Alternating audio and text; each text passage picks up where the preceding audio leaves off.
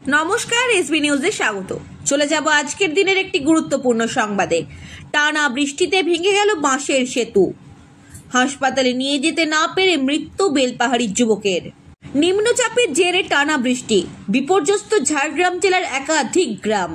ফুলে ফেপে ওঠা নদী খালের জেরে ভেঙে পড়েছে অস্থায়ী সেতু। বেলপাহাড়ি ব্লকের সন্দাপাড়া পঞ্চায়েতের ডরোরা গ্রামে গ্রামবাসীদের তৈরি বাঁশের সাঁকো ভেঙে যায় শনিবার সকালে। ফলে যাতায়াতে মারাত্মক সমস্যায় পড়েন গ্রামবাসীরা। এই পরিস্থিতিতে অসুস্থ সুনীল শবরকে হাসপাতালে নিয়ে যাওয়া সম্ভব হয়নি। অভিযোগ, পরিবারের সাঁকো ভেঙে যাওয়ায় রাতেই বাড়িতে মৃত্যু হয় তার। প্রায় 40টি শবর পরিবার বসবাস এই গ্রামে।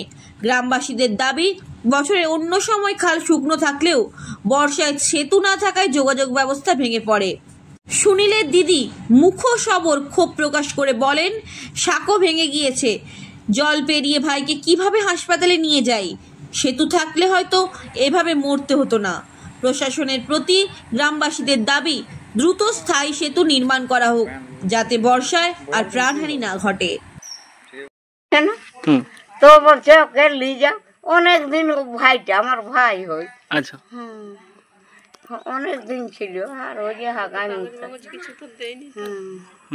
তাহলে কবে মারা গিয়েছে? কাজ হ্যাঁ পরশু। আজ আচ্ছা, এটা যে আসার রাস্তা ওইটাই, আর কোনো রাস্তা নেই? না, ওটাই করেছিল ওই রাস্তাটাই। তাহলে এখন তো নদীর উপরে অনেকটা জল যাচ্ছে, এখন কি করে পার করেন?